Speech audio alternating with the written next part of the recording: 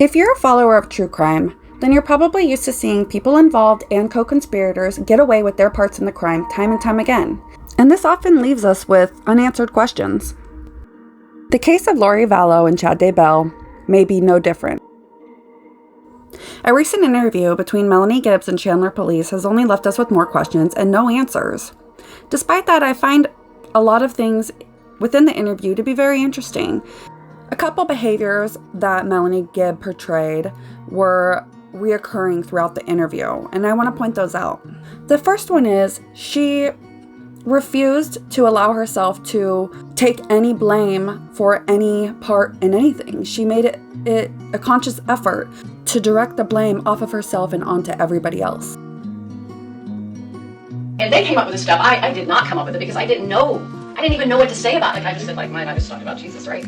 But they all started joining in. I was listening because I didn't have any comment to make to it. I was like, I don't know. I have no idea. I don't know what that looks like. I don't know how everything's odd. But anyway, they all said their little, whatever they could come up with, they think of that would help encourage this. So yeah, they did that a few times on the phone. My experience is a normal experience that somebody would have. I didn't know. The only part I pitched in was my testimony of Jesus Christ. I didn't have anything else to offer than that because I was like, well, Jesus did this, and look at what's his name, and look at Paul the apostle, and and I was just trying to share all these people. I don't know, things that they would bring. I never thought this was like a huge deal. It has no effect. That's just what they imagined in their. I don't know. I don't remember all of it. Sometimes I was often detached. No, at first they talked about it as a group. They were like, well, what can we do? And it seemed like Christina started bringing it out first. Actually, she's the one that. And I'm trying to remember the words. The next thing I picked up was that she was trying to get answers from the police as to what they know, and that to me is a sign of guilt. If they said anything about that, I have no memory of that. So no memory. Because Sulema remembers.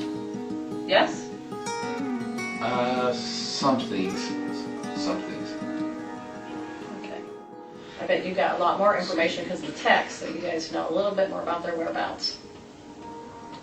They were always texting each other. But who knows? You know more than me.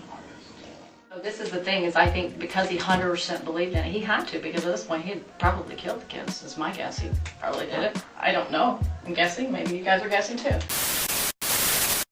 Did you know that the Pinocchio effect is real? According to researcher and neurology specialist Dr. Alan Hirsch, the nose gets engorged or swells when people lie. Due to the internal swelling, the body reacts to that swelling by having blood flow to the nose. The swelling creates an urge to itch the nose. As a result, people may feel the need to scratch their nose. For example, according to Dr. Hirsch, Bill Clinton touched his nose 26 times when lying and didn't when he was telling the truth. It seems like the main thing the police wanted to talk about were the casting out sessions, and these were where they were casting out demons that were supposedly possessing and turning other people into zombies. And they wanted to know what involvement Melanie had in those, as well as who those were directed towards. How many castings do you think that you were involved in? Gosh, I don't know. I'd have to make a guess because I wouldn't know. What would you guess? Maybe 10? Maybe. I'm not sure. This interview was very repetitive, and Melanie just seems to go on and on. She often answers questions that were never asked of her. This is a sign of nervousness and deception. It's a way for a person to try to redirect the conversation onto a different path, or to fill the conversation with useless information in order to avoid answering more hard-hitting questions. In this case, Melanie was asked how many castings she was involved in, and she answered 10. But then she just goes on to give more information that she was never even asked. Maybe 10? Maybe. I'm not sure. And they were just for Chad, I think most of them were on Charles, and not the kids. And Tammy, I mean, I know they probably did. I don't know what they did with the kids. I don't have any idea on that part. They probably, I'm not sure on Tammy. Maybe? Let me ask you about Tammy then. Yeah. Was Chad there, or was it just Lori? Well, they did, there was one, I can't remember who it was though. Sometimes these things, I don't remember all of it, because sometimes I was often detached from a lot of it because I was involved in my own personal life. So I necessarily was, And I know I'm asking a lot for try to reach back and grab. Yeah, so we were in a... Now remember, he only asked if Chad was there or if it was just Lori during the Tammy casting out session. Yeah, so we were in a circle, we were holding hands, and Charles had passed away, so it had to have been somebody else because Charles was dead. And Sulema, she started talking about that. She was into, moving the earth and the earthquakes and all that. You probably know that. She thought she had the power to do that. And I remember Chad and Lori said something, and I don't know if anybody else said anything. So who was it? So Chad was there in the circle. Oh, yeah. Lori was there. Yep. And I think Melanie and Alex, Sulema, me and David. David doesn't remember any of it. You can ask him. He's blocked it, dude. He was so blocked. He can't remember it. And this was after Charles died. This was right after he died when we had that little meeting. Remember how I said we got together one time in Charles's house? So that would be like... I'm not sure what to make of this. She says that Charles can't remember the day that they all got together in his house to cast out a zombie out of Tammy. And she says... Remember how I said we got together one time in Charles's house? So that would be like... Like I said before, I don't know what to make of this, but to me, this seems like it was a deceptive statement, and that's also could be a reason why she places her hand right in front of her mouth directly after she says it. Like July probably. Yeah. But he died July 11th. 7. I always try to remember 7/11, okay. So, yeah. Yeah. You recall how soon after that was? Weeks. Within weeks. Do you think it's still in July? David had to have been in town. That's the only way I can track it. But this casting was for what reason? To continue to help the spirits that are in the bodies to talk them out of leaving their bodies. Okay. What bodies? I think it could have been Tammy. It might have been Brandon, maybe. That's the only two I could think of. That would be the only two I could think of because if they said anything about that, I have no memory of that. So. Melanie's selective memory is another reoccurring theme in this interview. She has very precise memory when it comes to dates and people and places and where people were, but yet when it comes to important information that these detectives are looking for, specifically the people who are the subject of these casting outs, she can't remember for some reason, and that to me seems a bit odd. No memory, and definitely, well, because not JJ, definitely, because JJ wasn't deemed a zombie until, September, right? Okay. So they would definitely not have done it about JJ. So probably Tammy and Brandon, because they said Brandon was definitely at this high level, dark. I don't want you, I appreciate you saying it was probably either one of these two or maybe both, but I need you to remember who was who was trying to be casted. If it was both, fine, but if it was just one. I know, it's... Think about it. I can't even remember what Chad and Lori said. Remember, no one asked what Chad and Lori said. We're asking who was the subject of this casting out. And she just keeps trying to evade and redirect the question. Okay. I remember she always used her priesthood power, and then she's like, go ahead, take it over, Zulema. I remember that. All right. So, were you... Because Zulema remembers. Yes? It seems that there's something very significant about this instance because there's something about it that makes Melanie extremely nervous to the point where she's willing to try to directly ask the investigator what information he's gotten from Zulema regarding this instance. Yes? Some things. Okay. And that's something you believed in at the time? I kind of believed in it. I didn't 100%. It's hard to 100% believe in anything that's not true. So, This next part of the interview, I think, is probably the most significant part and very interesting.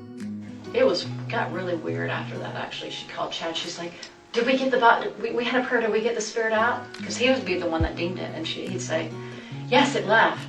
And then, well, where is it? And then, what is his body dead? Because they thought maybe his body would drop dead, which never happened. So she thought that Charles was dead. Okay? Yeah, thank you. It takes a while to remember all this stuff because there's so many details. And I'm just visualizing as much as I can. So I remember then she said that something like Brandon was involved. It was so dumb. And Brandon was helping get rid of the bodies. Something. Before Charles had been killed, he was supposed to have died in a car accident, is what they believed. But what Melanie is saying is that Chad gave them the runaround when that didn't happen. But she also says that Brandon was supposed to get rid of the bodies. This tells me that Melanie knew that the people who were zombies were going to be murdered and that they would have to, quote unquote, get rid of the bodies. Why would somebody who got in a car accident need their body hidden? That makes no sense. The only thing that makes sense is that even before Charles died, she knew that these people were going to be killed and their bodies had to be disposed of. And Brandon was helping get rid of the bodies. Something. But anyway, we find out. Then he said, so he kept changing things, the story all the time. And then he would say, oh no, that's not really what, because, she obviously found out Charles was alive.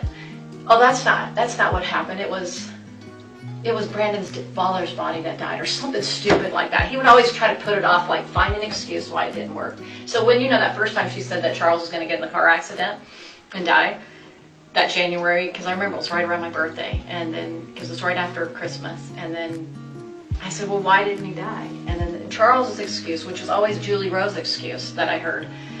The way Melanie mentions people dying seems very cold, but I also wanted to mention, it's obvious that she dislikes Julie Rowe a lot and wants to make a point of saying how everybody dislikes Julie Rowe many times throughout the interview. Charles's excuse, which was always Julie Rose's excuse that I heard, was, oh, because of agency it didn't happen. These people didn't meet up at the right time. Melanie, let me ask you this. With multiple probations, yeah, were you 100% believer in that? Probably sounded like I was, but there was always that question mark. Everything's a question mark for sure, but did I sound like I believed in it? Yeah, I tried to. I tried believing it at times. She'd tell me stuff like, no. And then sometimes I was like, I don't like this because I'm not, Well, I haven't lived very many lives. I just find this part funny, how she says she tried to believe in the multiple probations, but she didn't like it because she hadn't lived very many lives. This just points to her narcissism. What was your spiritual name that she would use for you? Phoebe. Phoebe. I don't remember she had another name for me. Man, it's the memories. And then how were you related to her? How were you related to Lori? So she was Joseph Smith, but I forgot his name now, but one of his descendants, right? One of his great-great-great-great-grandfathers, so he was his great Joseph Smith. Anyway, her name was Mary Smith, and he was, whoever the other Smith man was, I forgot his name now. I used to know, and I was the oldest of all her kids, and I was Phoebe, and then the last one was Christina. She would have Christina, I think, at the last, or the second to last, something like that. She had like 10. With the same father? Yeah, so she only had one husband in that one, according to her. Now, I don't believe that now, just for the record. Right. I do not believe any of this stuff. So Lori was your mom? That's right. Okay. Yeah. Because there's times you call her mom. And Yeah. Oh. Did I 100% believe in it? Say like, I buried in the 90s at times, but I tried to like, is this really, there would obviously be like, is this really true? This is so far out here, I definitely questioned all of it. Well, but it sounded like I did, because I referred to it as I did. And that's the thing we want to address is, Yeah. It's probably going to be something the defense hits on, right? Sure. Based on all this stuff, reading the text messages and the conversations, Yeah. it looks like you were probably closest to Lori more than anybody in that group, even probably more than Zulema. Yeah. And so, be prepared. That's probably something that they're going to hit on. And there are some text messages where you call her mom, and you talk about different things. Yeah. Ned being Charles being shorter because he's possessed. Yeah. Different things like absolutely. So, Charles was supposed to die in a car accident, but was then murdered, and they said it was self-defense. So now I'm questioning still, what bodies was she referring to that needed to be gotten rid of? The fact that she was, quote-unquote, Lori's other daughter tells me that maybe she had some jealousy towards Tylee. And the way that she talks about Tylee is absolutely horrendous. Do you know at that point in time if there was any tension between Lori and Tylee? There was always tension. Was there? When was there wasn't tension? I mean, it was from day one that I met her. You know, I walk in the room, I super good with teenagers, love them. Hi. She's like, if we were each other, I was like, hi. And she didn't even want to look at me. And she was probably thinking one of her friends, and she just totally dumps me on, who knows, but she would never contact me. I did one time try to be affectionate and kind to her, and we were sitting at the table, we're going to California with her friend, and we're sitting at the little that wiener place, I forgot the name of it. Anyway, that fast food restaurant, you know, Wiener Schnitzel? Well, not that one, the Schlotsky's? Yes, I don't even know how to say it. We were there. She said it was one of her favorite places. I like food. Yeah. See, she said she was big on food, and now she loved her fast food. If you didn't know that, she did. And so we were sitting there, and I just, just like try to put like Tylee's hair.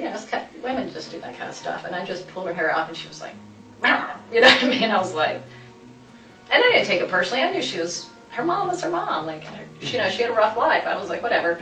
And I think it upset Lori. That kind of upset her. I was like, maybe upset. But anyway, so she didn't think she was dark at that time. That was another time. That was earlier on. In interrogations, we often see that the perpetrator who feels somewhat guilty will avoid saying the name of their victim. In this interview with Melanie, I find it interesting that she avoids saying Alex's name several times. She does say his name throughout the interview, but there are times where she doesn't, and it makes it confusing. And she doesn't do that when she's referring to other people. So there's some things where it shows that you actually believe that Charles was a zombie. Well, like I said, to a certain level, I believe it, just like Sulema. But remember me asking her the last time I saw them, I said to him directly, it's like, and this was just to show you where my beliefs were, and Sulema's. I said, I'm not 100%. Now, here we're not influenced by Chad and Lori because they're not in the room. This is us three now, alone, without their influence. And Alex. So here we're in Sulema's home, and I remember he's sitting right by the door, and she's in the kitchen, and I'm right here. And I go, 100% of the zombie thing, I'm still not 100%. Okay? So that's what I said. So he goes, 100%. And then she goes, I'm still getting my answers on that. She goes, I'm still not 100%. So that's what our conversation. Now, to me, if she said that, that means she didn't know that they died, or they were, whatever, they're missing or whatever. I don't think she was privy to that because of her comment there. She didn't seem like she knew what was going on today. But this was after they had moved to Rexburg. This was like a few weeks before he died, so this was what? Charles. No, Alex. This is right before Alex died. Yeah, so this is after they moved to Rexburg, they came back. Yeah, this is after they went to Rexburg, and they already were married. They just got married, Sulema and Alex. So when I say, yeah, I went along with the text because I was trying to believe in it, and I was trying to, but there was always that little part of me that was like, you're going to have that. You're going to have that doubt until you ever had doubts about something, but you go along with it for a while because you kind of, and then you're like,